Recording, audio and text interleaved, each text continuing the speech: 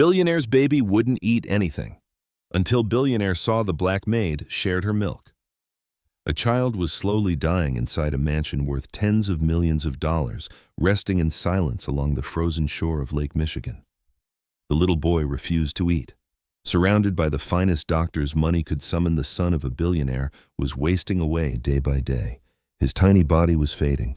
Each cry grew fainter, each breath became more fragile, and there was nothing anyone could do to save him. His father, James Whitmore, a man who once controlled billions on the stock market, could now only stand helplessly and watch his child wither in a silver cradle. He had tried everything: the finest formula money could buy, the most advanced medical equipment, a round-the-clock team of rotating nurses, frantic phone calls at 3 in the morning to medical experts across the country. But nothing changed. The boy still refused to feed. And with each passing day, his skin turned a sickly gray. His eyes sank deep into his face, and his body grew so light it felt as if it might vanish. James, a man who once had everything, was now watching the only thing he had left slip through his fingers, the only thing left to him after his wife had died on the delivery table. Time was running out. A quiet black woman had been watching everything from the shadowed corners of the house. Naomi was just a temporary maid called in to help clean rooms when the nurses became overwhelmed. She was not a doctor. No one spoke to her. No one asked for her opinion. She simply worked in silence, wiping down the long carpeted hallways, washing glasses in a kitchen larger than the apartment she rented by the week, and avoiding the cold, scrutinizing stares of people in white coats. But every night while gathering trash from the medical room, Naomi would hear the faint sound of the baby crying, a cry she could never forget, because it was the last sound she had heard from her own daughter just 6 weeks before. And each time she heard it again, something inside her broke a little more. Then, one bitterly cold afternoon, as the winter sunlight fell quietly across the frozen lake, Naomi witnessed something she never expected. James, the man who had always seemed so unshakable, sat collapsed on the floor, cradling his dying child in his arms. His shoulders trembled. For the first time, the man wept. And in that moment, Naomi did something reckless, something that could cost her the job, bring her shame, perhaps even ruin her life entirely. She offered something no one in that house had dared to think of. She offered to breastfeed the baby. James was too desperate to refuse. And when the child latched for the first time onto Naomi's warm breast, when the crying stopped, when that tiny face fell into peaceful sleep against her arm, something shifted. This was no longer a child on the brink of death. This was a soul returning to life, a fragile flicker of light in a house long drowned in shadow. But the problem was this: the wealthy have their unspoken rules, and Naomi had just shattered the greatest taboo of them all. But the problem was this: the wealthy have their unspoken rules, and Naomi had just shattered the greatest taboo of them all. When the secret slipped out beyond the quiet nursery walls, the fury of the elite erupted. Not from a grandmother, but from a world that could not accept a billionaire's son in the arms of a maid. Headlines screamed scandal. Cameras flashed in judgment. Naomi was called things no one should be called. No mother, no human being. But the child lived. And that was when the real battle began. James Whitmore would have to make a choice that could cost him his empire, bow to the pressure of his peers, or stand beside the woman who had saved his son. And Naomi, driven by the instincts of a mother and a heart that had never fully healed, was about to face a storm she never asked for. Before we continue this emotional journey, if you're listening and feel something stirring quietly within your heart, we invite you to subscribe to the channel, give this video a like, and share it so that more people can experience stories that truly touch the soul. Here at Emotional Echoes, our deepest wish is to bring you films rich in humanity. Glimpses of ordinary life filled with extraordinary depth. Echoes from the soul that too often get lost in the rush of everyday living. Where are you listening to this story from? Leave a comment and share the place you're living or watching from so we know where in the world these genuine emotions are being heard. And now let us continue walking beside Naomi as a new chapter quietly unfolds in the mansion on the shore of Lake Michigan. Naomi Brooks stepped into the Whitmore mansion on a gray and bitter winter morning, just hours after the moment that would change everything, the moment she saved the fragile life of a dying child. The heavy dark wooden door slid open to reveal a vast and cavernous space where her footsteps echoed and then dissolved into a silence so thick it seemed to swallow sound whole. Inside that mansion, worth tens of millions of dollars, Naomi looked impossibly small, like a shadow adrift in a world not made for her. She did not belong to this place, not to these long corridors muffled by thick carpets, not to the artwork that only the elite pretended to understand, not to the crystal chandeliers so massive they made the ceiling bow under their weight. She was simply a woman trying to stand after the most recent loss of her life. 6 weeks earlier, Naomi had given birth to her first daughter, and one morning without warning the baby stopped breathing on her chest. The doctors called it a postpartum complication, something she could not have prevented. But what mother can accept an answer like that? Naomi fell into a darkness so deep it became hard to tell where the days ended and nights began. She stopped sleeping, stopped eating, stopped speaking to anyone. Her body still carried milk.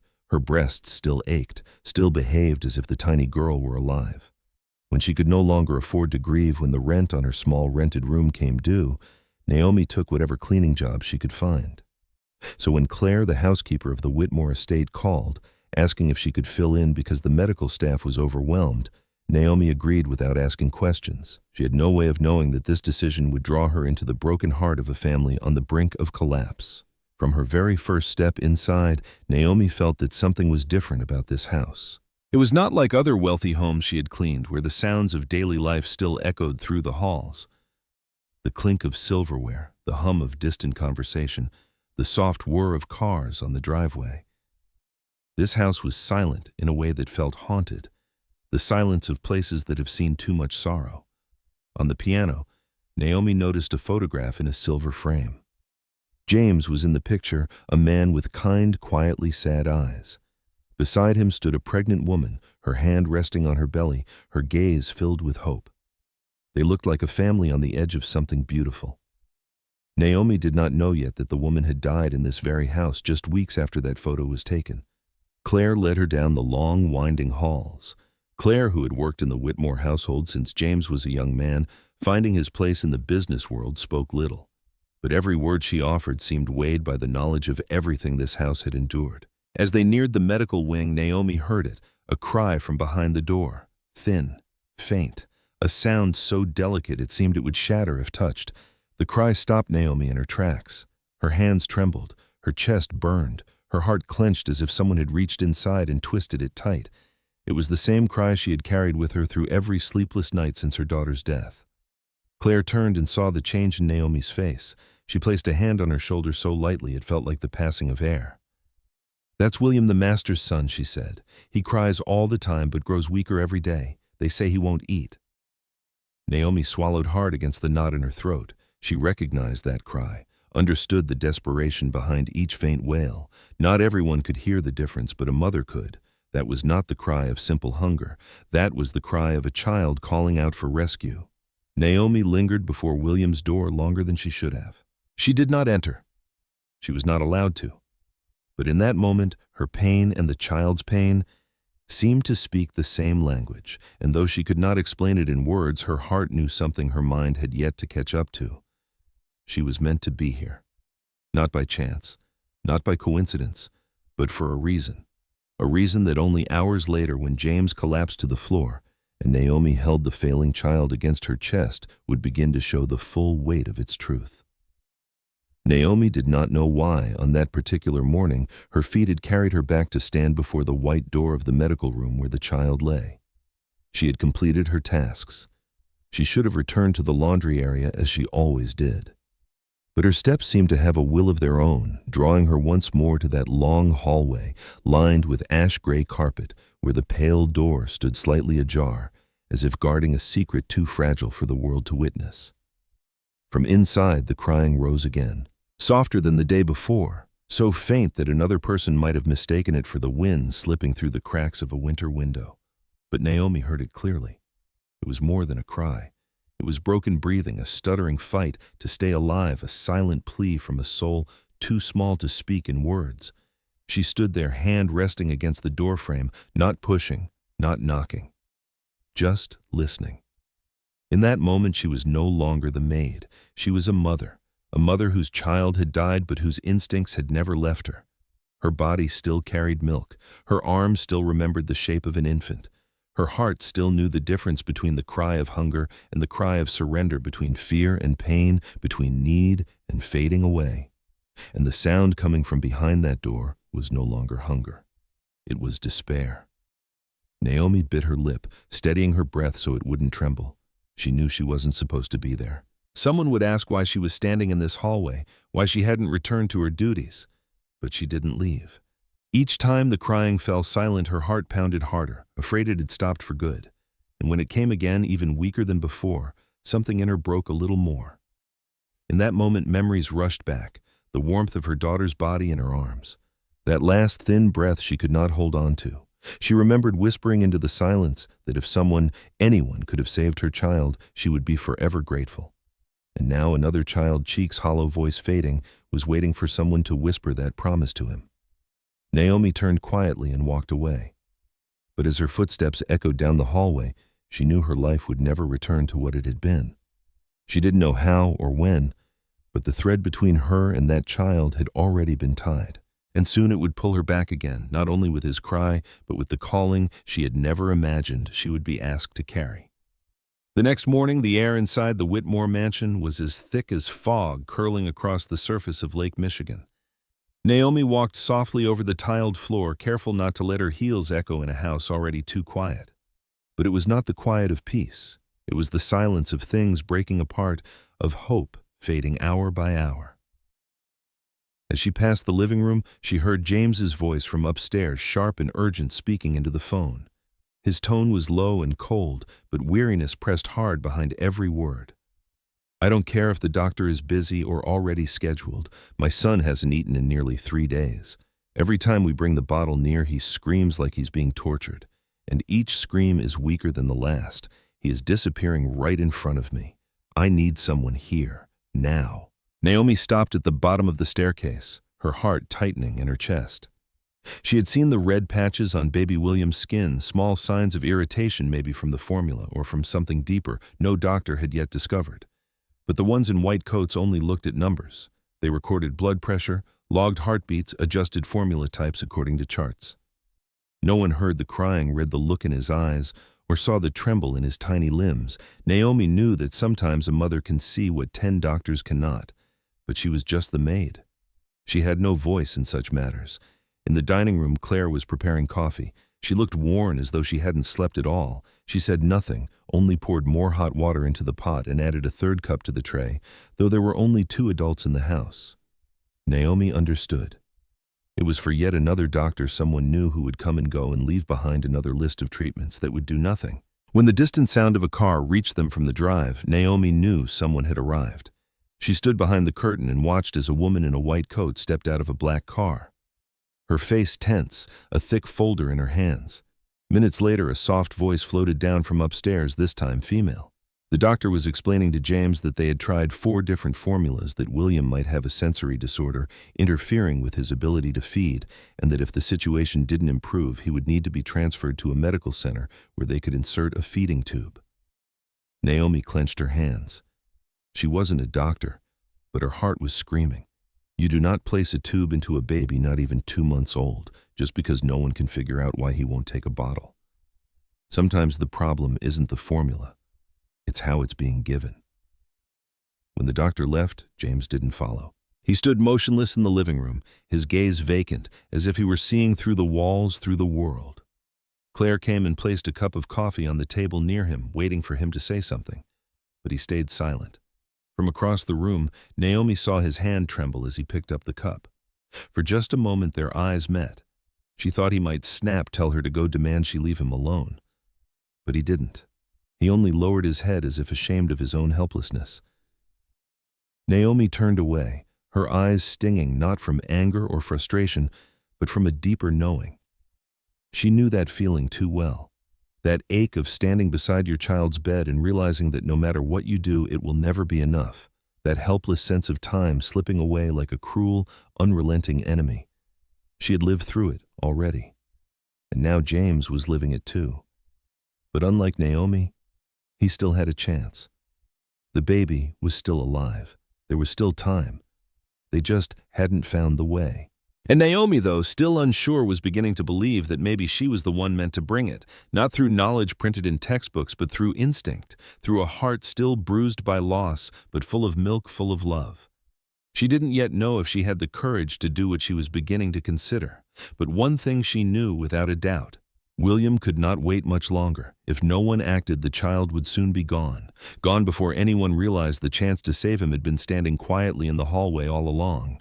Naomi folded the last of the towels and placed it gently into the basket of clean laundry, her hands still trembling slightly from what she had witnessed that morning. Throughout the day, the image of James standing motionless in the living room clung to her mind like mist to a window pane. And little William, that tiny boy, kept crying, though each sound he made seemed fainter than the day before. Naomi felt time slipping away like water draining from a cracked reservoir. No one in that house truly heard the child crying for help.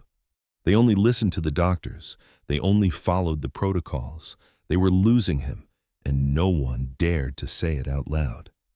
As Naomi stepped out into the back hallway where a small window looked out onto the snow-covered garden, she saw Claire leaning against the windowsill.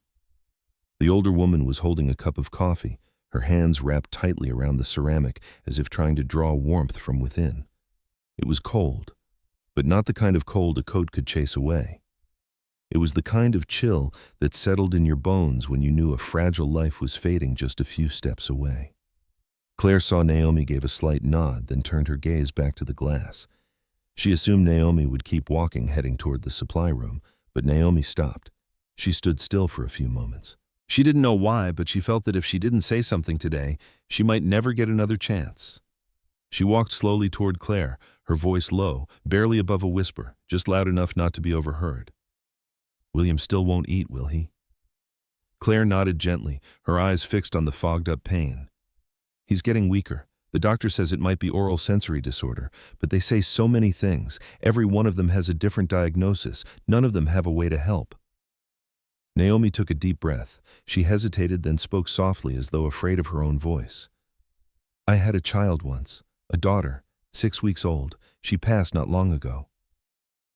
Claire turned to look at her, and for the first time her eyes met Naomi's, not like a housekeeper speaking to her employer, but like two women who shared the same quiet ache. "I'm sorry," Claire said gently. Naomi nodded. Her tears didn't fall, but her throat tightened. "I still have milk," she whispered, unable to lift her head. "I don't know what to do with it. Every day it hurts. Every night my shirt is soaked. I've tried to stop it, but my body doesn't understand that she's gone." Claire said nothing. The silence stretched so long Naomi feared she had said something wrong, but then Claire spoke, her voice so soft it could have been the wind slipping through the bare trees outside. "You were a nurse once, weren't you?" Naomi looked up surprised. "Yes, emergency room aide. I left when I got pregnant. I never went back. I couldn't." Claire nodded as if that explained everything. She slowly set her coffee cup down on the windowsill. She looked at Naomi for a long time, without judgment, without suspicion, only as if she were weighing something far deeper than title or role. "You hear the way he cries, don't you?" Naomi nodded. "From the first day I arrived," she whispered, "that cry sounds exactly like the last sound I heard from my daughter. It got weaker. Then it was gone." Claire placed her hand over Naomi's, a touch full of knowing. "Not everyone hears the difference in that kind of cry," she said, "but a mother knows. A woman who has just lost a child knows even more." Naomi gently squeezed Claire's hand, and for the first time a flicker of light pierced the heavy darkness that hung over the house. It wasn't the light of hope. It was the light of understanding. The light of quiet recognition between women who carried wounds too deep to be spoken aloud. Wounds that didn't need words to be known. Naomi hadn't said anything clearly, but in Claire's eyes, she could tell the woman already knew, and she wasn't condemning her. Perhaps for the first time since entering that grand and silent house, Naomi no longer felt alone. Naomi stood at the window at the end of the hallway, the one that looked out over the back garden of the Whitmore estate. A light snow had begun to fall, settling over the stone steps in a soft white layer like a quiet mourning veil laid gently across the earth. She didn't know how long she had been standing there. All she knew was that something inside her had shifted since that conversation with Claire. It was no longer just sorrow or pity. It was a clear, aching certainty that she was witnessing something no one else in that house seemed able or willing to see.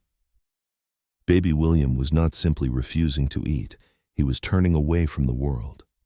Naomi had once cradled her own child in her arms, had counted each shallow breath until there were no more. She knew the difference between a baby crying from hunger and one crying from pain, from exhaustion. William's cries whispered through the air like wind rustling through dry leaves. It was not the cry of a hungry infant. It was the low moan of a soul, too weary to call out any longer. The people in white coats emerged from that room with their charts and conclusions. They gave names to syndromes, pointed to values on graphs, but not one of them truly looked at the child, not with their hearts. Naomi was different. She did not see a medical condition. She saw a child desperate for connection, a proper embrace, the warm breath of someone who carried the memory of a mother's heartbeat, a body that knew how to respond to the tiny spasms of a baby's limbs, not with wires and machines, but with instinct. Naomi placed her hand over her chest. Her body still responded to that cry. Her breasts ached as though someone was calling for her from just beyond reach. She knew this was not her child. She also knew that if she spoke what lived inside her, she might be seen as interfering, even unwell. But a mother does not need permission. A mother does not need a birth certificate or shared blood to feel the pain of a child. Claire passed by, cast a glance in her direction, and paused. She asked nothing. She only nodded softly. Naomi turned, and for the first time she said aloud what she had known for so long. "He doesn't need formula. He needs a mother." Claire said nothing in return, but her eyes softened, and in that silence was something like agreement. And Naomi, though she still had no idea what waited ahead, understood that her silence could not stretch any further. Not when a child's life was slipping away with every breath. Naomi walked slowly along the second-floor hallway, where pale winter light filtered through the tall windows that stretched nearly to the ceiling. Every sound seemed muffled by the thick walls and the quiet tension that wrapped itself around the mansion like a second skin. The faint cry from baby William's room still drifted through the air, thin as a thread flickering like the final breath of a candle burning down to nothing. She could not endure it any longer. She could not keep scrubbing floors, folding towels, or hiding in the supply room, while that cry sliced through her, cutting into memory, into flesh, calling back the image of her daughter's eyes just before they closed forever. She had been silent long enough, and that child could not wait any longer. Naomi walked straight into the kitchen where Claire was preparing the afternoon tea. No one else was there. Naomi stopped, clenched her hands, then spoke. "I want to see the master of the house." Claire turned surprise clear in her eyes. In all her days working there, Naomi had never asked for anything beyond hot water or a clean cloth.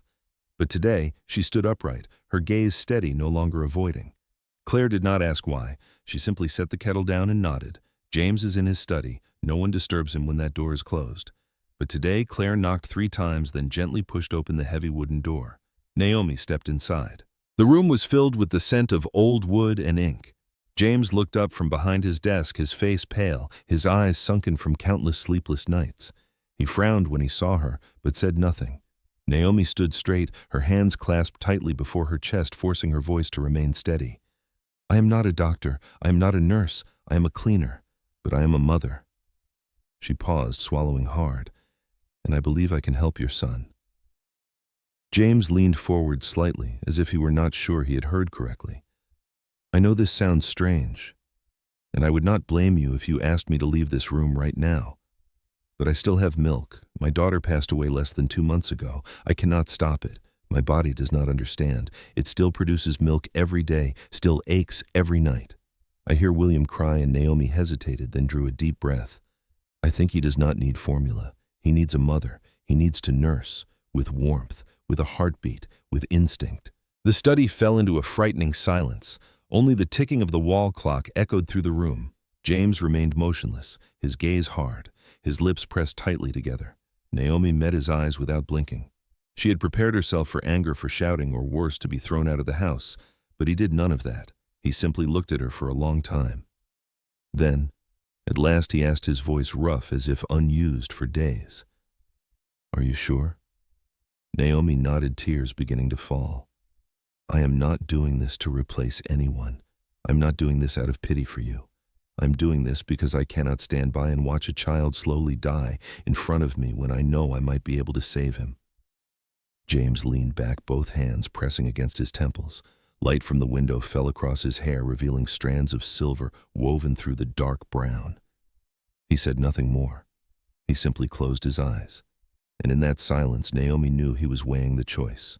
Not as a wealthy man guarding his reputation, but as a desperate father trying to save his only child. She stood still and waited. She didn't demand. She didn't beg. She had spoken the truth no one else in that house dared to voice. Now, everything rested with James. A minute later, he opened his eyes and nodded just slightly. "Claire will arrange it," he said. Naomi lowered her head, tears streaming freely. Not from fear, but because she knew that from this moment on, everything would change. Not only for baby William, but for her as well.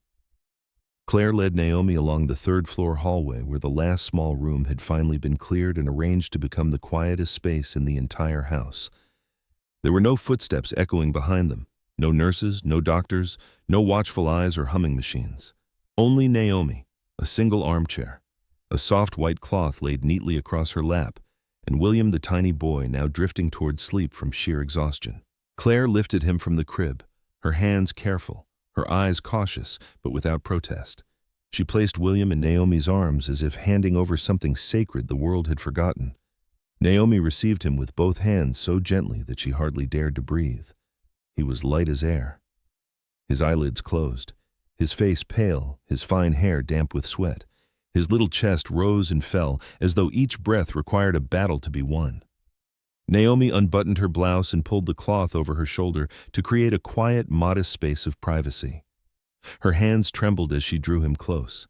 It had been so long since she had held a child this near, since she had felt the warmth of a small body pressed against her own. He was not her child, but her body responded as if he were. She bent down, whispered something, not even words, just a breath against the child's forehead. Then she gently guided his face toward her breast. At first, William did not react. He stirred slightly, his eyes still closed, his head turning away as if in refusal. Naomi waited. She knew he was used to plastic, to the scent of rubber from a bottle, to the cold and the distant. This was something different. Something every child's body was born knowing, though perhaps William had never truly been given the chance to discover it. Then, like a quiet miracle that came without warning, he opened his mouth, so faintly. His lips found the warmth, touched it, and began to nurse. Naomi held her breath. Her heart pounded so loudly she was certain the whole room could hear it.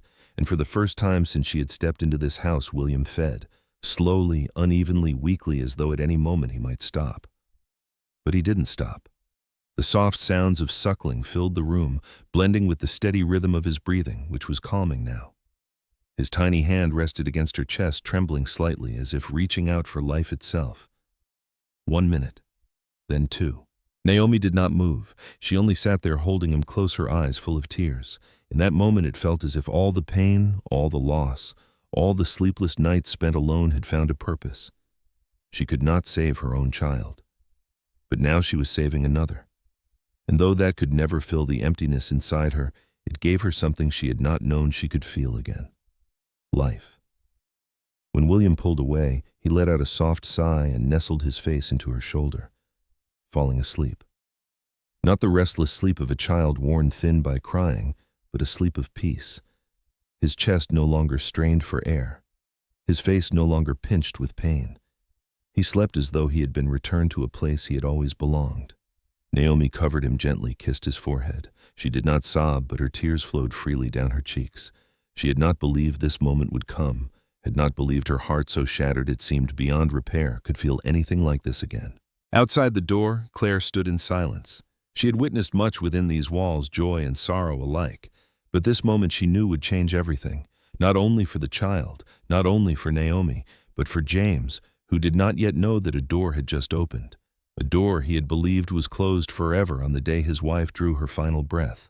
The door opened suddenly, and Naomi flinched.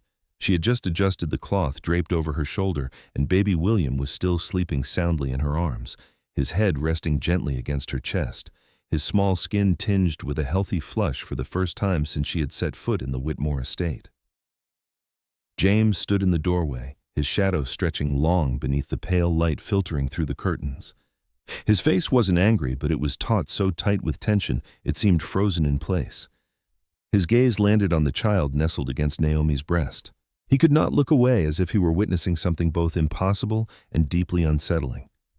For a moment, neither of them spoke. Naomi tightened her arms around the child, not to hide him, but with the instinctive protectiveness of a mother who senses something is about to threaten the little life in her hands. At last, James's voice broke the silence. It was hoarse and low. "What did you do to my son?" Naomi looked up, her eyes steady, refusing to waver. In his question she heard not just shock, but a fear too large for words, the kind that did not know whether to be grateful or furious. She spoke softly but clearly. "I nursed him. That's all. He was hungry. He needed a mother, and I was able to give him that." James stepped further into the room, his eyes never leaving William. The boy was still asleep. One small hand curled around a corner of the cloth, his lips parted, his breathing calm. A peaceful image so gentle that it seemed impossible to believe that only hours earlier, this same fragile life had been slipping quietly away. Claire appeared behind James and placed a hand on his arm, a quiet gesture of reassurance. "I arranged this," she said. Naomi didn't act alone. "I trust her. And now, the child is resting." James stepped back, then lowered himself into the chair by the window. He raised his hand to his face and let out a long breath. Not the sound of anger, but the sigh of a man too tired to make sense of what he was feeling. A man who had just watched his son come back to life and didn't know what to do with that reality. "I don't know how to react," he said after a long pause. "Part of me wants to thank you. The other part, can't believe this is happening in my own house." Naomi nodded. "I understand. I don't want anything. I just couldn't turn away." James looked up at her, and for a long time he simply stared. Then he spoke quietly. "Thank you." But his eyes still held too many questions that had no answers. And Naomi knew the road ahead would not be easy. But the child was asleep. And that in itself was a beginning no one had dared to hope for. Since that fateful afternoon, everything inside the Whitmore estate had changed, though on the surface, the quiet and order remained untouched. No one in the house spoke of what had happened. There was no formal meeting, no directive from James, no official word from Claire. Yet every morning at exactly 8:30, Naomi appeared at the back door, no longer in her housekeeping uniform, but in a loose gray sweater and a scarf draped softly over her shoulders. She carried no mop, no laundry basket, only a quiet presence and something sacred held deep within her. Claire was the one who received her. There were no long greetings, no questions in her gaze. Only a single nod, and then she would lead Naomi to the third-floor room, which had now become William's private sanctuary. In the early days, the child was still so fragile. Naomi had to move with the patience of someone holding time itself in her arms. Some days, he could only nurse for a few minutes before falling back into sleep. But on other days, he clung to her as if letting go would mean letting go of life itself. Naomi never complained, never counted the hours. She simply sat holding him close, whispering old lullabies she used to sing to her own daughter. And day by day, William began to change. His skin took on a soft, warm glow. His cries grew louder, fuller. His tiny hands began to move with more purpose. Claire would sometimes stand outside the door, listening in silence, then walk away with her hands gripping the strings of her apron to keep herself from breaking apart. She was the first to see that in that room, a quiet miracle was taking place. James was different. He said nothing from the day it began, but Naomi knew he noticed. On certain mornings, as she stepped out of the room holding William milk-drunk and asleep in her arms, she would see James standing at the end of the hallway, a cup of coffee cooling in his hand. Their eyes met only briefly. Then he would turn away, saying nothing. But she felt something had softened in his gaze. Not doubt, not fear, just the silence of a man slowly learning to trust again after losing more than he could bear. The nursing was never spoken of outside that circle of three. Even the other staff didn't know what took place on the third floor. They only noticed that William seemed healthier now, and the master of the house was less withdrawn, less easily angered. Each person found their own explanation for the change, a new medicine perhaps, a secret doctor, or maybe simply time. No one mentioned Naomi. She still went about her chores, folding linens, cleaning rooms, preparing afternoon snacks like before. But each day she disappeared for about 30 minutes, and no one questioned where she went. That time belonged to a different world, a space held quietly between her and a child coming back to life. Each time she held William, Naomi felt as though she were living a piece of the life that had once been taken from her. There were moments she wanted to forget the truth, to imagine that she was his mother in more than just spirit. To believe that this would not have to end. But then he would look up at her eyes wide and clear after nursing and wrap his tiny fingers around hers with all the strength his small body could offer. And in that moment, she needed nothing else. She asked for no title, no recognition. She only needed to be there to do the one thing no one else could do for William. Those quiet, secret days passed slowly, yet they were full. No one knew how long it would last. No one dared ask, not even James. But everyone understood that something deeper had begun to take root within the silence of the house. A bond without a name, without papers, yet powerful enough to rekindle a life once nearly lost. And Naomi, the woman who had entered the house with a heart heavy from grief, was now the one keeping that fragile flame burning. On a cold, rainy afternoon, Naomi stepped out of the small room where William had just fallen asleep after nursing his breath, even his body warm against her for the briefest yet most precious stretch of time. Outside, the long hallway was cast in muted light from the tall window panes, the glass streaked with soft trails of rain. James was there, leaning against the railing, hands in his pockets, his gaze not turned toward her, but still clearly waiting. Naomi hesitated. Since that first day, this was one of the rare moments he had willingly placed himself near her without the armor of distance. She thought to take another route to slip away unseen, but then he spoke, his voice low and calm. "Could you stay a moment?" Naomi nodded. They stood a few paces apart with silence hanging between them like a wall made of all the things never said. For a long time, neither moved. Then James began to speak again slowly, as though weighing each word before releasing it. "You didn't just save my son." Naomi turned to look at him, surprised. He didn't meet her eyes. He kept staring through the rain-spattered window as if searching for something just beyond reach. "You know, I never imagined I'd come to rely on a stranger to save my child. And even less that it would be someone like you, a housekeeper, someone from another world, someone who doesn't even look like us." Naomi didn't flinch. His words didn't shock her. She had seen it in his eyes from the beginning, not malice, but confusion. The silent conflict of a man raised to believe life should follow rules, steps, categories. And now all of those were broken. James exhaled slowly. "Since Amy died, I think some part of me died with her. Nothing mattered anymore. I left everything to the doctors. I worked late. I couldn't bring myself to look my son in the eye. I was afraid. Afraid he would vanish too, just like his mother." His voice lowered. "But then you came. No noise, no permission, no waiting. You just did what was right. What none of the ones with degrees and credentials and years of experience ever thought to do." Naomi looked away. She had never been good at taking praise. And she knew this was not praise. It was admission, a kind of apology, the quiet crumbling of pride. James hesitated, then turned to face her. For the first time, his eyes met hers without the usual distance. "I don't know what made you do it. But I think maybe only someone who has lost a child can truly understand how fragile life is." Naomi drew in a steadying breath. She had never meant to share. But in that moment, with the rain tapping softly at the windows and the warm hallway light casting a quiet glow between them, she knew that if she didn't speak now, she might never move forward. She nodded gently. "My daughter. Her name was Lila. She died at 6 weeks old, sepsis after a vaccination. I didn't make it in time." Her voice caught. "When I heard William cry, I couldn't stay away. I heard my own child in him." James looked at her for a long time, then said slowly, "Then maybe I'm not the only one who lost someone. Maybe we both did. But the difference is, you turned that loss into something good. I just ran from mine." Naomi bowed her head. She didn't need comfort, but those words landed like a hand laid softly over a wound that had long turned to stone.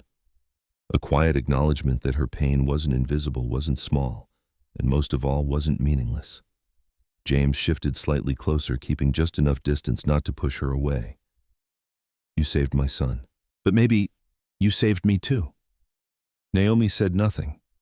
But she knew that after today, the bond between them was no longer a coincidence, no longer a matter of circumstance or silence or a shared secret on the third floor. Something else had taken root. Without a name, without promises, but real. And sometimes that reality is the only thing a person needs to rise again from the place they once thought was the end. That morning the sky was strangely clear, a crisp blue after so many days steeped in gray. Naomi had just stepped out of William's room when she saw a man standing at the end of the third-floor hallway only a few steps away. He was tall, broad-shouldered, dressed in a heavy beige overcoat, a loosely knotted tie hanging around his neck, one hand still holding a pair of sunglasses he hadn't yet put away. Naomi recognized it instantly. The look in his eyes didn't belong to anyone who worked in the house. It was the look of someone from another world. Someone used to control, to judgment, to quietly drawing lines between who belonged and who did not.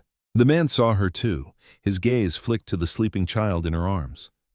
William's head resting gently against her chest, one small hand still curled around the corner of a soft cloth.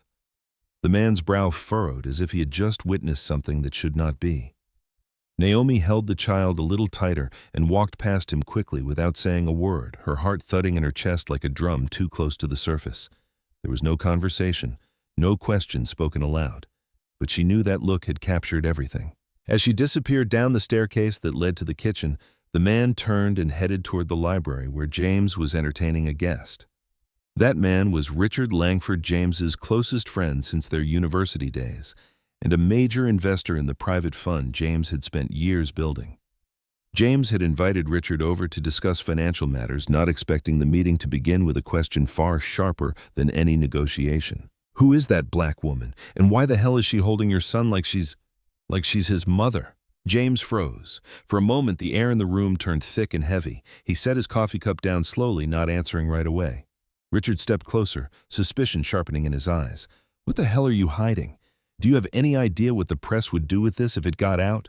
James sighed and moved to the window where early sunlight spilled across the garden, now just beginning to return to green after the long melt. He didn't turn around. He spoke quietly, just loud enough to be heard. It's more complicated than you think. Richard's mouth curved in a knowing smirk. In their world, complicated was code, a softer way of saying unacceptable. James knew that. He also knew that the door they had worked so carefully to keep closed had just opened just a crack, but enough for someone from the outside to glimpse what lay inside. No one had to say another word. The air had shifted. The storm was no longer a possibility on some distant horizon. It was here, rising fast. And this time, not everyone inside the Whitmore estate would be ready to face it. The first headline appeared on a small tabloid blog early Monday morning, its title printed in bold red letters, "Billionaire James Whitmore lets infant son nurse from black housemaid." At first it attracted only a trickle of readers, a few mocking comments, but within 24 hours, blurry photos allegedly taken in secret at the Whitmore estate began to spread like wildfire. In one image, grainy but unmistakable, Naomi held baby William in her arms, a soft cloth draped across her shoulder, the child nestled against her chest, eyes closed in sleep. No caption was needed. The image alone was enough to ignite a storm. The headlines grew more aggressive by the hour, ranging from lurid gossip blogs to major national outlets. "The million-dollar baby nursing from the Maid, when privilege and race collide in a moral meltdown." Below each article, thousands of comments. Many condemned James outright. They called him immoral, an unfit father who had allowed his child to depend on a stranger. They questioned Naomi's motives, crafting sinister narratives she had orchestrated. This they said to provoke scandal, to leverage power, to claim something that was never hers. A handful, rare and scattered, spoke up in defense, calling it what it was, a humane act. A mother answering a cry of life when no one else could. But those voices of reason were quickly drowned beneath a tidal wave of outrage, judgment, and racism. On television, talk shows dissected the incident in every frame. Analysts studied the photos, parsed James's expressions in past appearances. A media expert suggested it might be a desperate attempt at emotional manipulation to rescue the image of a faltering company. A conservative commentator went further, calling Naomi's actions a humiliation to the cultural codes of white aristocracy. Naomi, once a woman who moved quietly through her days, became a name on every front page. But no one knew who she was. No one spoke of Layla. No one cared that she had buried her own daughter mere weeks before holding William to her chest. No one asked if she felt pain or fear as her most intimate act was laid bare for the world to consume. She was not given a voice. Reporters began following the shuttle bus that brought staff to and from the estate. They aimed cameras at any black woman who stepped through the gates, shouting, demanding, assuming. Inside the house, James convened an emergency meeting with his legal team. He sat in silence as lawyers laid out worst-case scenarios: loss of shares, loss of custody, investor pressure. A children's welfare organization had issued a statement. One group was already calling for a formal investigation and temporary removal of William from his father's care. James said nothing. Claire sat beside him, one hand resting gently on his shoulder. They had known this day might come, but not like this, not with such cruelty. In another room of the estate, Naomi packed her bag. She didn't cry. Her eyes were dry, but her hands trembled as she folded the cloth that had once wrapped around William's small body during those first fragile days. She knew that once something was seen through the lens of scrutiny and bias, truth could be twisted until it bore no resemblance to itself. She had entered this house in silence. Now she was leaving beneath a noise so loud it stole the air. But deep within, Naomi held to one thing, one truth that no headline could reach. William had lived, on her milk, in her arms, by the quiet, defiant love of a mother who asked for no name. And no matter what the world chose to call her, no matter how vicious the storm became, that truth would remain sacred. It was untouchable, and it would never be erased. That morning, the air inside the Whitmore estate was thick and heavy like the silence before a storm. Claire stood at the dining room window, gripping her teacup so tightly that her knuckles had turned white. Naomi sat at the corner of the table, eyes fixed on the front door. She hadn't slept at all through the night, not since the call came from James's legal office warning them that Child Protective Services would be arriving for an inspection. James was upstairs in William's room. He hadn't left his son's side since the news broke. The front door opened precisely at 8. Two women entered wearing long coats and CPS identification badges, followed by a plainclothes police officer. They didn't knock. They didn't wait to be welcomed. One of the women introduced herself as Mrs. Mathers, her voice devoid of warmth or hesitation. She explained they had received an anonymous complaint alleging that a newborn had been placed in a medically and psychologically dangerous situation. Claire tried to maintain a calm tone, inviting them to sit, but the offer was immediately declined. They wanted to see the child, immediately. James came down the stairs carrying William, his face taut but composed. William was still asleep, cheeks flushed with color, lips softly moving and dream-suckling. The child who had once lay still like a doll now radiated a quiet, undeniable life. Mrs. Mathers stepped forward, arms out. James hesitated but finally handed the baby over. William stirred, letting out a faint raspy sound, but didn't cry. Mrs. Mathers made a quick, impersonal examination, then looked James directly in the eye. "We'll need to take the child into temporary custody while we conduct a full investigation." Her voice left no room for negotiation. James froze. "What? You're saying you're taking my son? I'm his legal father. I have rights." Mrs. Mathers nodded, expression unchanged. "But if there are signs of inappropriate care or questionable decisions regarding the child's well-being, we have the authority to intervene. Allowing a non-relative, unvetted, and medically unsupervised woman to breastfeed the child falls under potential endangerment." Naomi stood up, her voice trembling. "But he lived because of my milk. None of you helped him. I didn't do anything wrong. I just acted like a mother." Mrs. Mathers didn't look at her. She signaled to her colleague, who took William and turned toward the door. James moved to follow, but the plainclothes officer stepped into his path. Claire cried out her grandson's name, her voice choked. Naomi sank to her knees on the cold tile floor, a hand covering her mouth to stifle the scream rising inside her.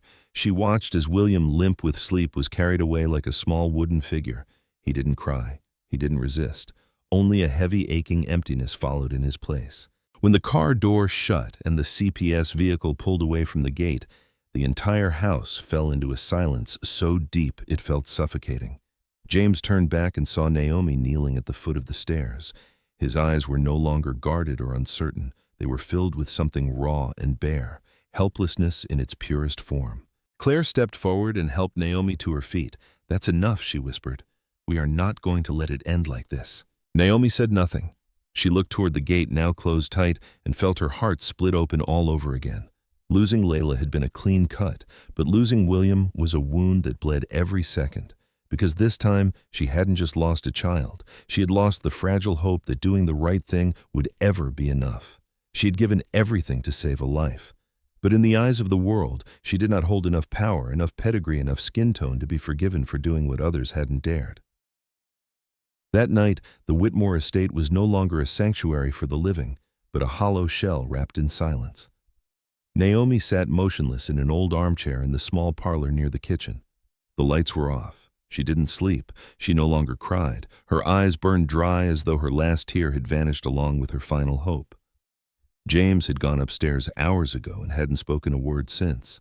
Claire was the only one who still moved through the house, lighting candles along the corridor, placing a cup of tea in front of Naomi untouched and then sitting quietly beside her. When the clock struck 3, Claire stood up and slowly walked to Amy's study, the room that had been locked since James's wife passed away. No one had entered it. James couldn't bear to see anything that once belonged to her. But tonight Claire opened the door. Under the faint glow of a small lamp, she searched through an old wooden box resting on the bookshelf. Inside were handwritten letters, journals, ultrasound images, and small keepsakes, a hair comb, an unused knitted headband. Tucked between the yellowing pages, she found a cream-colored envelope, its edges slightly worn, and on it a soft, slanted script. "In case I'm not here to say this myself." Claire held the letter in her hands, descended the stairs, and returned to Naomi. Without a word, she placed it gently in Naomi's lap. Naomi looked up confused. Claire spoke only once. "It's from Amy. She wrote it when she learned she might not survive childbirth." Naomi's hands trembled as she opened the envelope and pulled out the wrinkled sheet. Each word struck her heart like a pulse. Amy had written that if by some cruel fate she could not be with her son, she hoped James would not hesitate to find a woman who could love and care for him with a real mother's heart. Blood did not matter. Legal ties did not matter. Only love. She wrote plainly, "If there is a woman who has milk and is willing to nurse William, please let her. Let it happen, as long as the child lives, as long as he is loved." Naomi read the letter over and over until the words blurred through her tears. In that quiet room, Claire sat in stillness, her gaze turned upward, as if whispering to her daughter somewhere far beyond. James appeared in the doorway, saying nothing. He simply stood there, watching Naomi hold the letter. In that moment, all old wounds, all doubts, all accusations from the outside world crumbled into dust beneath the weight of something undeniable. That motherhood was not found in skin color or documents or names written on a birth certificate. It was in the arms that held the child when no one else did. And Amy, somehow from somewhere, had known this day would come. That morning, the courtroom was packed. Every seat in the gallery was filled, and reporters lined the walls. Cameras aimed forward, the air dense with curiosity and quiet judgment. On the front bench, James sat beside his attorney, his face set, his eyes locked on the judge's bench. Across the room, Naomi sat silently, her hands clasped tightly together, her gaze fixed on the empty bassinet placed beside the Child Protective Services representative. William was not present. The infant was currently under the care of a neonatal medical facility monitored around the clock by social workers. Presiding over the case was a seasoned female judge with neatly pinned silver hair and a voice clear and unwavering.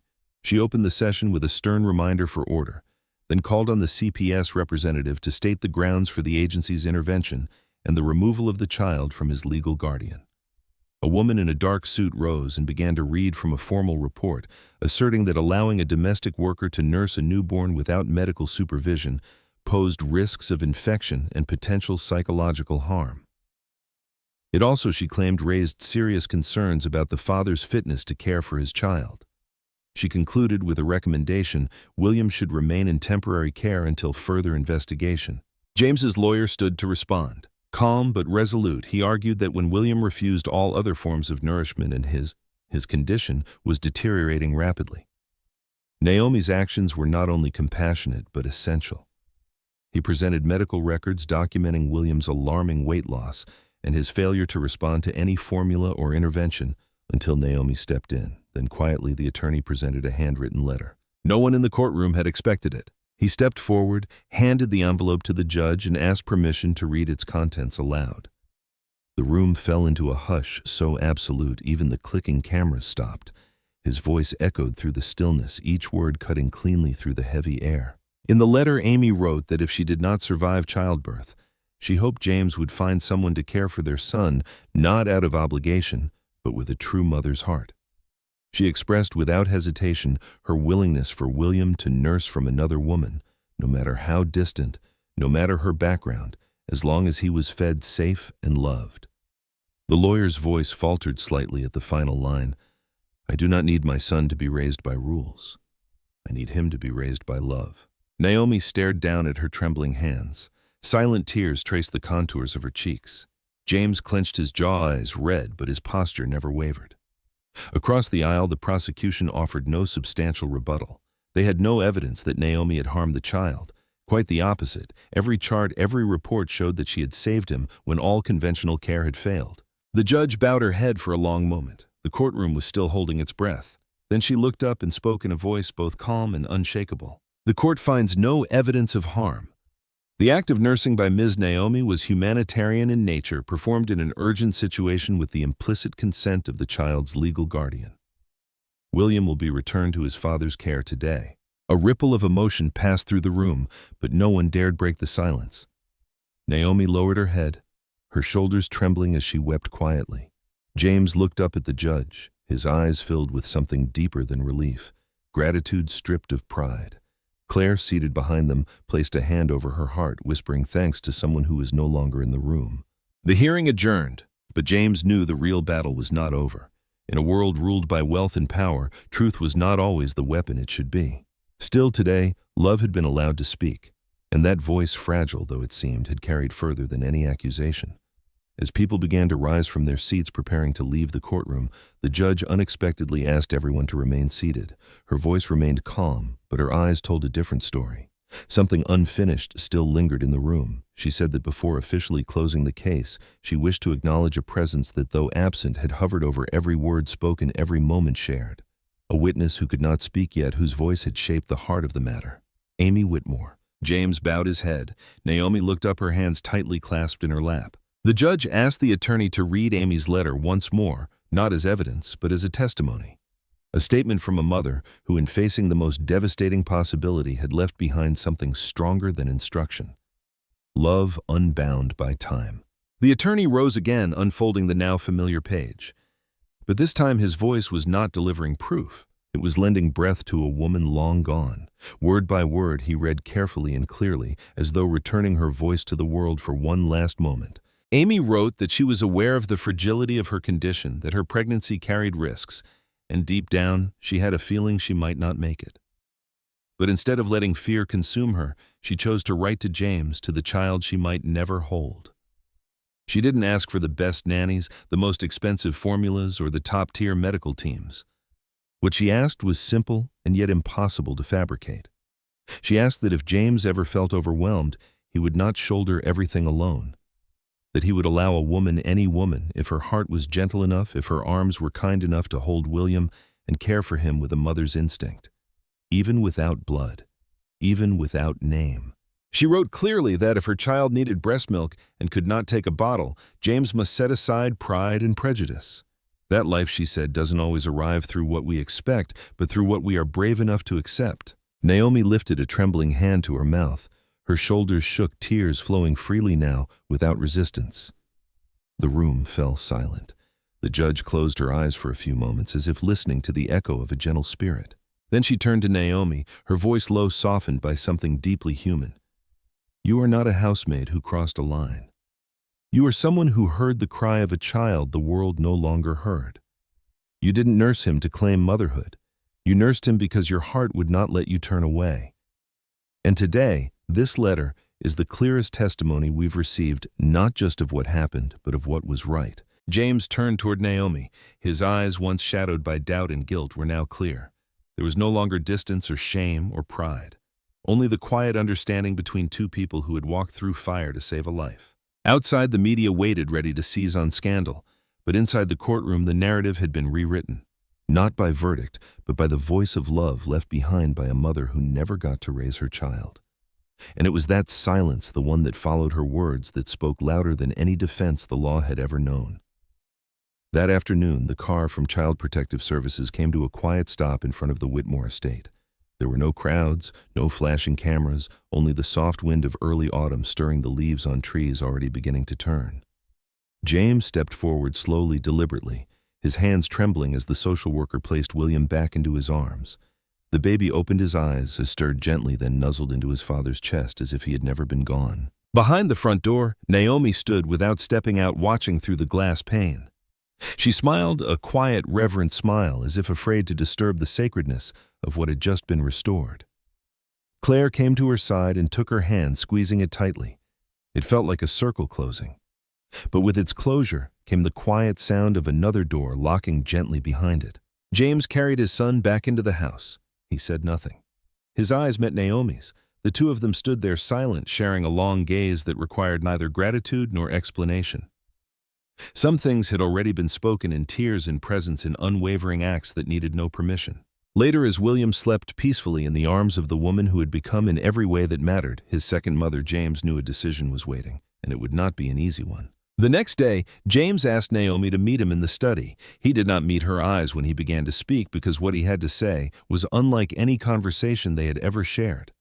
The pressure from shareholders, from board members, from those with the quiet power to shape the future of everything he'd built was clear. They didn't issue direct orders. They didn't put it in writing. But every meeting, every look, every veiled comment was its own command. They wanted Naomi gone. They wanted the story to vanish, erased like a line in the sand.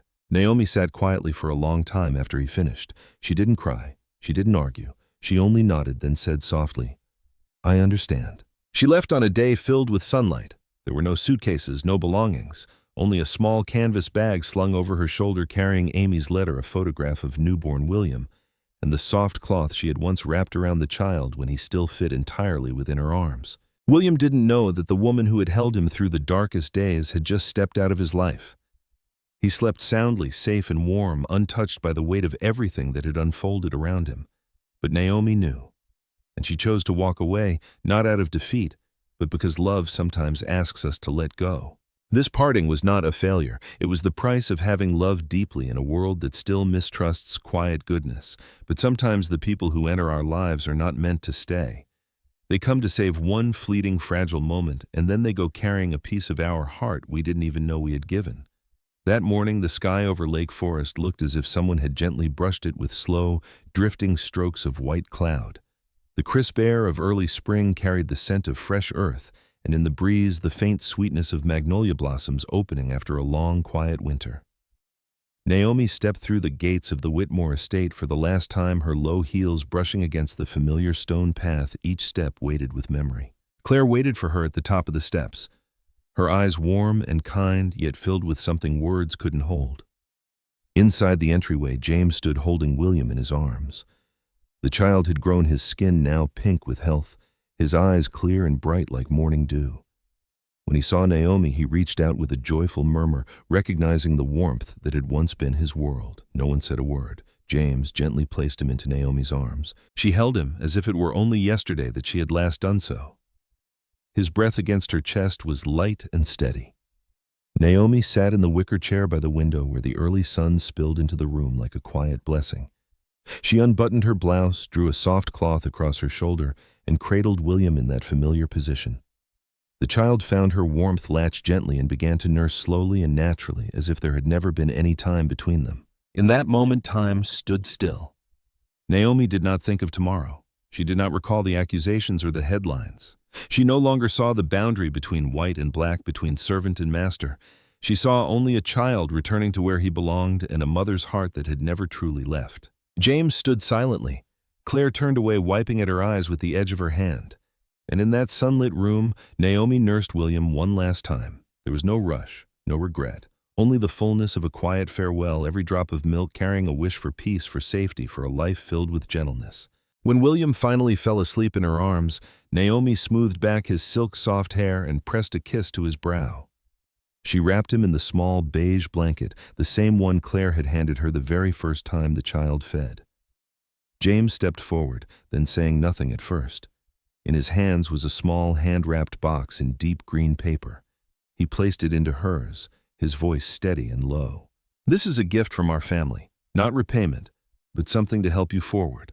Naomi opened the box. Inside was an envelope bearing the crest of a prestigious nursing college in Chicago, along with a formal letter of acceptance. A full scholarship. The Amy Whitmore Foundation. She looked up, eyes shining. James continued softly but with conviction. Amy always dreamed of returning to medicine, and I believe if she were here she'd choose you to carry that dream forward. Naomi couldn't speak. Her lips trembled, but no words came. She held the letter against her chest as though it were a newborn hope just placed in her arms. James reached out his hand. Naomi took it, not the handshake of employer and employee, but the grasp of two souls who had kept a child alive, who had crossed fear and judgment to stand together at the edge of something deeply human. Naomi left the estate just past noon. William slept on, unaware that the woman who had once been his lifeline was now walking away. She moved lightly like a bird released from an invisible tether. But this time she carried something more precious than anything she'd ever held. Not a child in her arms, but a chance in her heart. A door had opened, and she was ready to step through it, believing that when a woman chooses to love instead of resent, the world changes even if just a little. But sometimes a little is enough for one child to live. 6 months later, the first summer breezes began to drift through the windows of Wyndham Nursing School's dormitories, brushing past curtains and scattering the scent of cut grass and newly bloomed lilacs.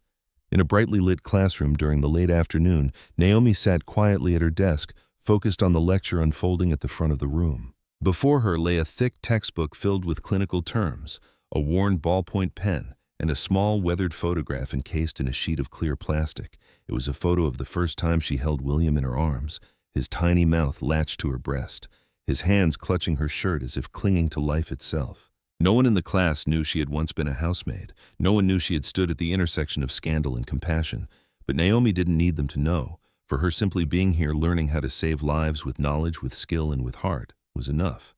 There had been a time she believed dreams like this weren't made for women like her, a black woman, a mother who had lost her child, a woman who had once cleaned toilets and folded cloth diapers for children not her own. But this spring, when Chicago's skies cleared after each rain and the trees along the sidewalks began to bud with quiet insistence, Naomi saw something new each morning in the mirror. A woman no longer surviving only on memory but rising with purpose. She realized that every time she walked the hospital hallways during her clinicals, her heart no longer clenched with grief for what she had lost. Instead, it opened softly. She thought of William every day, not with sorrow, but with gratitude. He was the reason she still believed in this world. He was living proof of what becomes possible when compassion dares to outrun convention. That weekend, Naomi received an invitation, a pale blue card hand-printed in warm brown ink. The words were simple. You are invited to William Whitmore's first birthday. No pomp, no protocol. Just a gathering of those who once stood at the edge when a child's life hung by the thinnest thread and who now came together to see that child turn one. Naomi held the card for a long time. Her eyes blurred, but her heart felt strangely full. She knew she would go. Not to reclaim anything, but to witness something that had been saved, preserved, and was now growing strong. That spring, amid the shuffle of textbooks, patient charts, and early morning rotations, Naomi still made time to tend a small box of seedlings by her window. Each morning she watered the tender shoots with the same care she once used, to soothe a fevered brow, her touch light as if brushing the cheek of a sleeping child. Because she understood now, from sorrow, the strongest roots can grow. And this spring, that very season, was proof. She was no longer this woman who had walked into the Whitmore estate with hollow eyes and a broken dream. She was now a first-year nursing student, her name engraved on the scholarship wall, a living testament to the truth that the human heart can be revived through genuine love, even after a grief that once felt final. William's first birthday took place in the garden behind the Whitmore estate, where rows of carefully tended flowers bloomed beneath a gentle sun. There were no flashy balloons, no lavish gifts, just a handful of familiar faces, a small cake, and smiles that came from somewhere deep and sincere. Naomi arrived a little late, having hurried over straight from her clinical rotation. As she stepped through the gate, William was sitting in James's lap, grinning ear to ear, holding a simple wooden toy between his small fingers. Claire saw her first. She walked quickly, then wrapped Naomi in an embrace so full and wordless, it said more than anything spoken could. She patted Naomi's back the way a mother would, gently, lovingly. Then James came forward and placed William in Naomi's arms. The child chirped with joy, wriggling toward the warmth he hadn't forgotten, not entirely, not in the place where the earliest memories wait quietly. After the party, while everyone was tidying up, James handed Naomi a small box wrapped in brown paper. Inside was a photograph printed on old-style photo paper. It was that first moment Naomi holding William after he had finally nursed, bathed in the soft light of the window, a stillness between them as if the world had paused to bless what had just begun. In the corner, handwritten in black ink, were the words, "Thank you for saving both of us." Naomi cried, not from sadness, but from the quiet recognition that some sacrifices are never praised in public, yet they are never forgotten. This story, from its quiet beginnings to its whispered ending, held a gentle truth that compassion is not measured by status or color or title. A woman once deemed invisible became the one to bring life back into the world. A father who had closed the doors of his heart found a way to open them to feel gratitude, to love. And a child lived not only because of milk, but because of love passed between strangers who chose humanity over judgment. Dear listener, if this story touched something quiet and deep within you, we invite you to share its message. Subscribe to our channel, click like, and share this video so that more people can hear what hope and love sound like. Here at Emotional Echoes, we strive to bring you stories that move, that remind, that renew. How did Naomi and William's journey speak to you? Have you ever known someone whose simple act changed your life in ways you never expected? Share your story in the comments. Every word you write could echo in the heart of someone who needs it most. Thank you for staying with us to the very end of this story. We wish you and your loved ones good health, quiet joy, and the grace to cherish the simple sacred moments life offers. Until next time, from all of us at Emotional Echoes, goodbye.